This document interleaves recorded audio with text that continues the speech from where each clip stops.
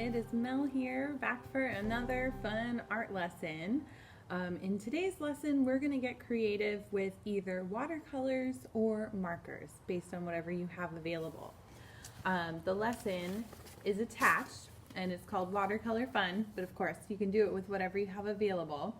And what we're going to be doing is we are going to draw some circles on our piece of paper, and then we're going to play with a gradient or variance of colors. So you're going to choose one family of colors and you're going to use a light shade, a middle shade, and a dark shade to create either your mountains or your water. And those steps are broken down in our lesson for you. So we're going to follow them one by one and we're going to create some cool pieces of work. So the materials needed for today.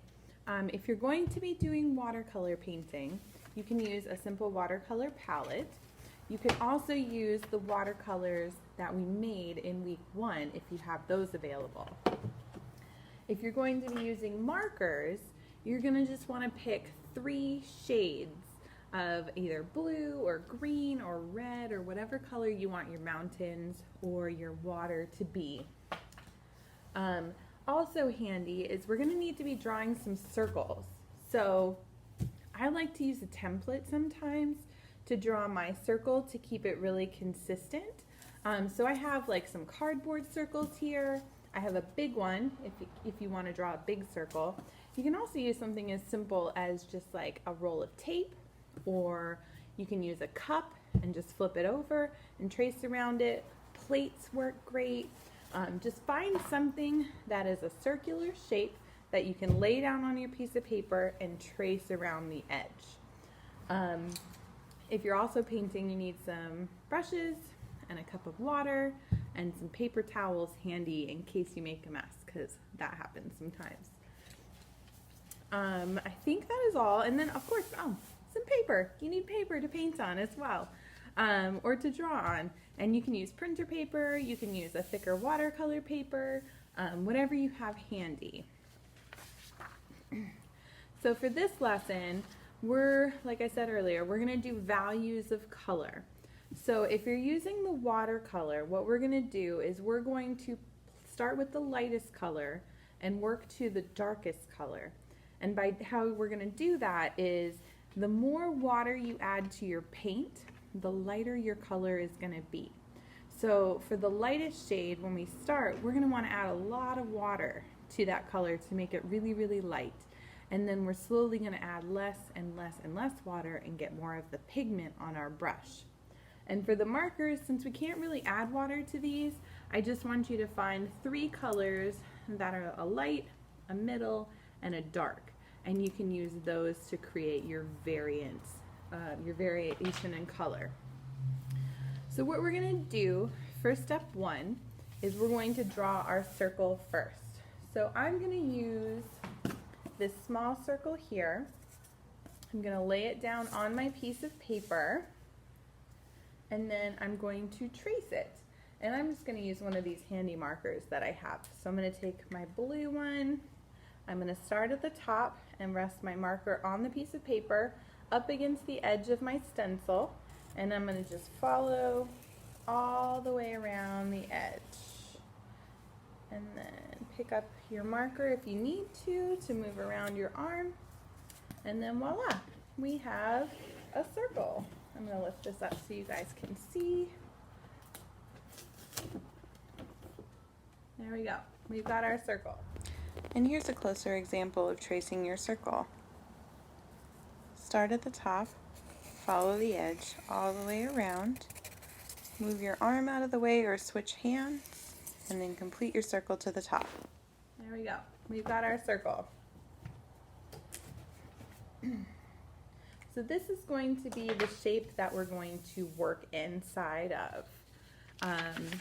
So for the next step, we're going to start working on some mountains or some wave shapes, and those are generally kind of like a ripple-y shape.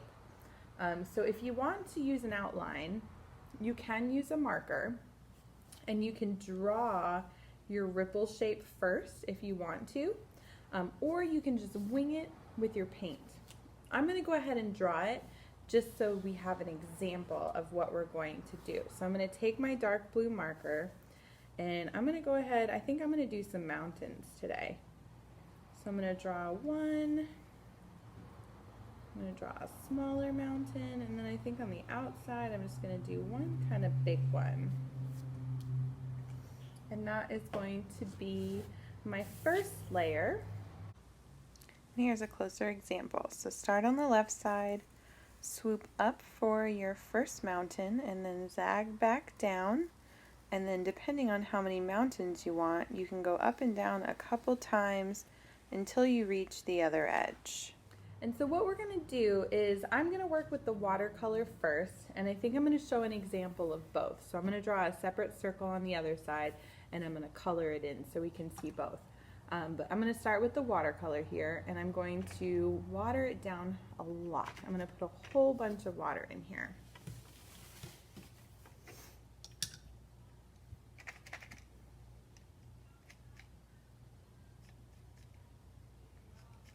I'm just dipping my brush and then I'm rubbing it on the side so that the water leaves the bristles and it falls into my paint palette. So I'm going to get a whole bunch of that pigment on there, dip it back in a little bit more water, and then we're going to start from the top and we're going to paint all the way down to the bottom of the circle. So I'm going to just start, I'm going to scoop this out of the way, start in the top right corner, and I'm going to put my brush down and I'm just going to wiggle it back and forth, side to side, to move the paint around. And then as you're wiggling it back and forth, you're slowly going to pull it down towards the bottom. You're going to dip and you're going to get a little more paint. And then you're going to start at the top of the next mountain ridge, wiggle it side to side, and then pull down towards the bottom. You can also just pull straight down with the paint if you want to that way. So get a little more water, a little more color. Then we're going to start at the top, wiggle side to side, and pull it all the way down towards the bottom. You're going to keep going with this until you've got the whole mountain area filled in.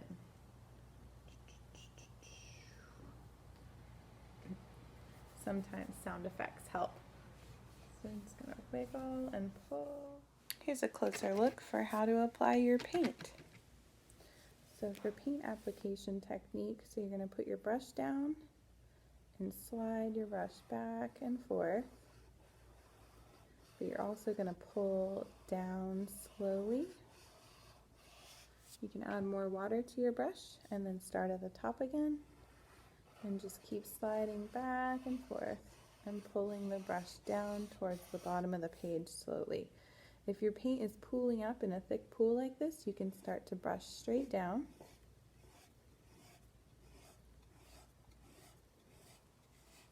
And then add a little bit more water to your brush and then start at the top and just start all over again with the side to side motion.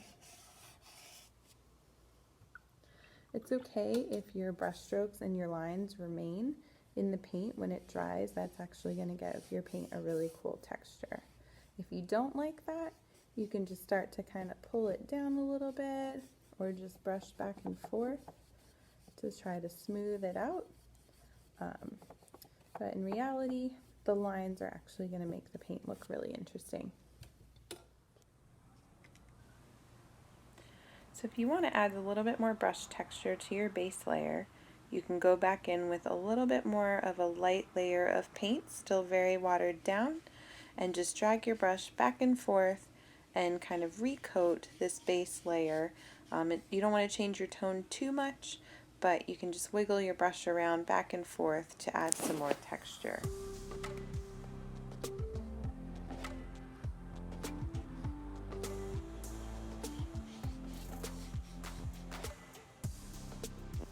Now when you're doing your first layer of mountains with markers, you're going to pick your lightest shade of marker. In this case I did a really light green, and you're going to start generally working from left to right. Unless you're left-handed, then you'll go right to left, and you're going to start coloring and filling in the first layer of your mountains.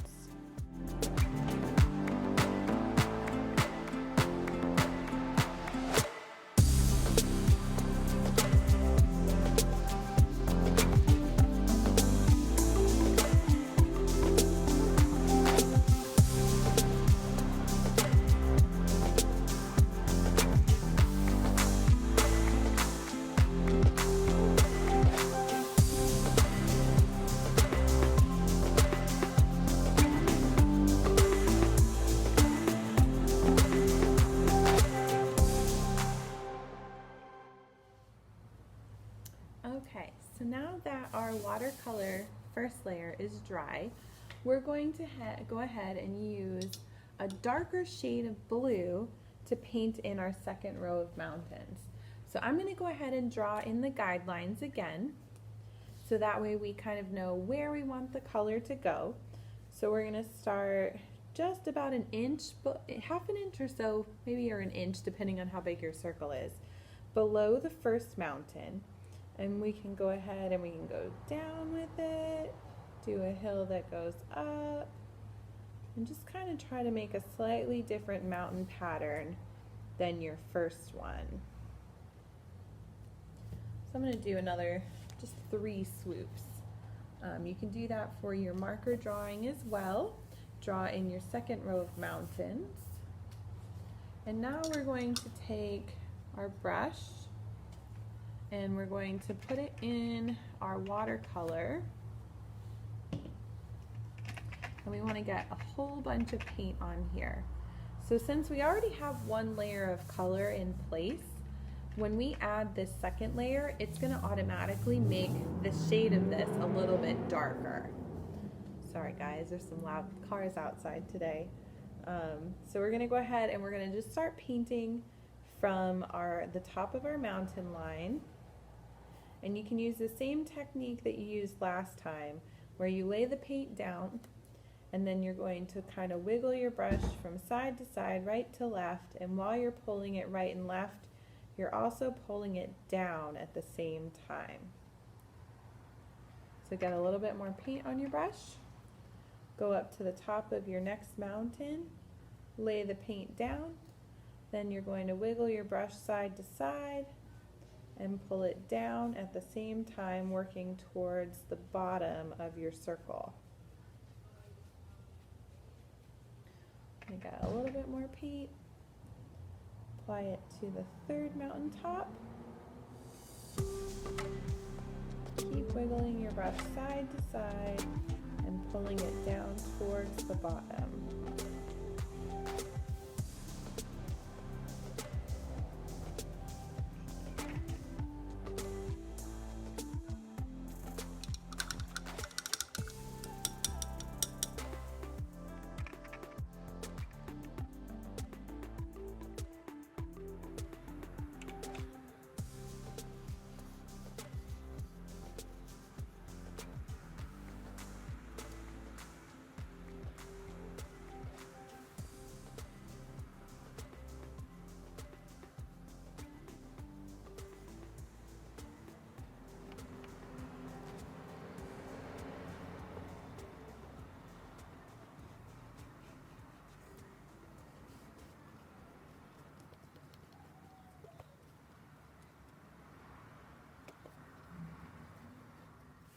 For some reason, your paint gets a little out of control. The great thing about it being watercolor is you can just grab a tiny little piece of tissue or paper towel and just sort of rub it over the area where the paint is that you don't want it, and it'll pull that paint away.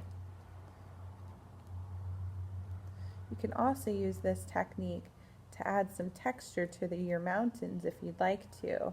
The paper towel is going to absorb the watercolor and it'll leave behind a really cool texture in your mountains. So I'm just going to dab it all the way across to make some cool texture. Now for the second layer of your marker mountains, you're going to start on the left side using the middle shade of green that you've chosen, and you're going to color up and down and back and forth. You can crisscross your marker line over each other to make a nice thorough layer that doesn't show any of the white. You're going to work from the left side all the way over to the right side, filling in all of the space.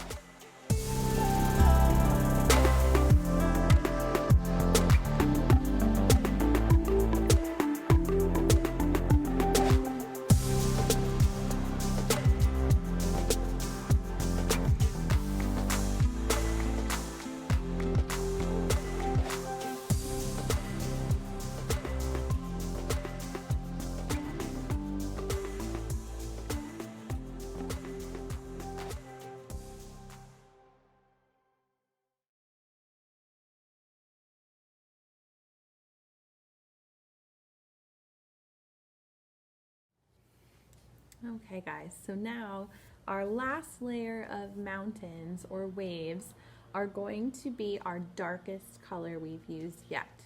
So what you're going to do for this one is you want to get as much pigment as possible on your paintbrush, or use your darkest shade of marker that you have. And we're going to fill in that last lower section. So I'm going to go ahead and get the darkest color I can on my brush. And the cool thing is you've already got 2 layers of blue on your paper if you're using watercolor. So when you add this 3rd layer of blue, since it's dry, it's going to make that shade even darker. If you want to choose, if you've got a big watercolor palette that has multiple colors available, you can go ahead and use a different shade of blue if you have a darker shade on your palette. So let's go ahead and get that done.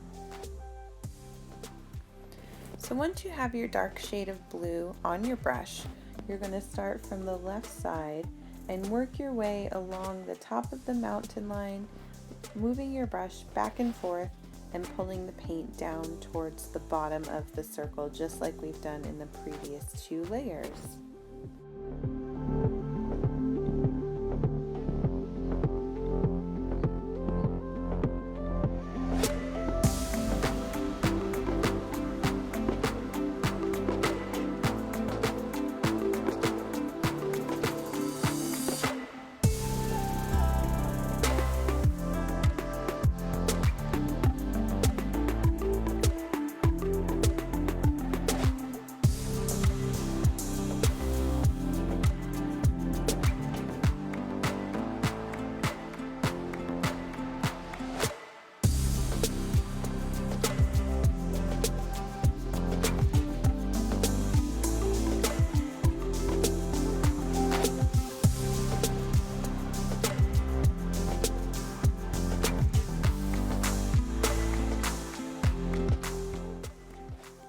So your final shade of green is going to fill in the bottom area of your circle.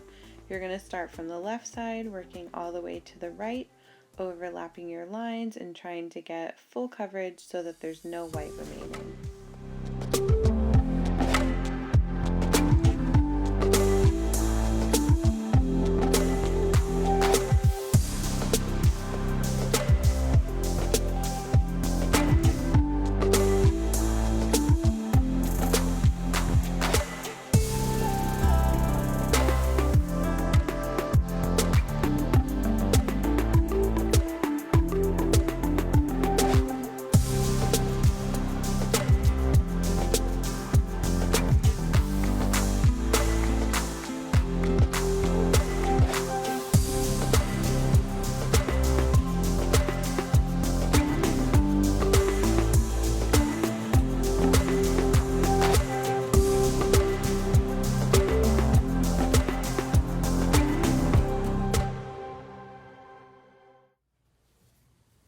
Okay guys, so finishing touches. We've got our 3 layers of mountains or waves in our light color, our middle color, and our dark color. They're all done. So for your finishing touches, what you can do is you can choose to paint your sky in a certain color if you want to. What I'm going to do is I'm actually just going to put a sun up in that upper corner, probably on the left side or sort of in the middle. And so what I'm going to do is I'm going to pick a color of paint, and I'm going to add a little bit on my brush, and then I'm just going to paint a really bright colorful circle up in the top part of the sky. So for this one I'm going to go with some orange, and then I'm going to go like right up here in the middle of the sky, and I'm going to paint just like a little orange sunshine here. For this step you can choose to draw the circle first and fill it in if you want to keep that outline look like our mountains have, or you can just go for it. I might also take a little tiny bit of yellow and just put a little outside yellow layer. The colors are going to run together a little bit, but it kind of creates this cool like tie-dye effect. And then I'm just going to let that dry. So now if you're using markers, you can use an orange one or a yellow one. I'm actually going to go ahead and use both. And I'm going to start by drawing a smaller orange circle in the sky. And go ahead and color it in. Then I'm going to switch to my yellow, and I'm going to trace the outline, and then just keep circling out bigger and bigger until your sun is about the size that you want it to be. You can also go back and you can add just like some little dots all the way around, or you can even just do some lines for some sunshine rays. Like that.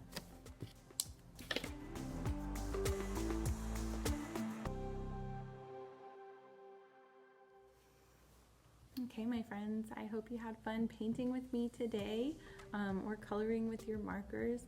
Both techniques will turn out really, really cool.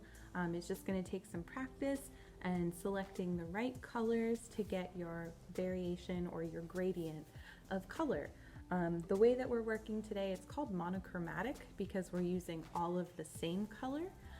So if you use 3 shades of blue, it's a monochromatic blue landscape, and then you can also do the same in green, but you can play with reds, you can play with oranges, any color that is your favorite, just using multiple shades. You could even get crazy and you could do a bigger circle, and you could do like 6 layers of mountains, and it would look really, really cool. I'd love it if you would share and post the work that you guys create on our stream in Google Classroom, or you can send it to us on Facebook.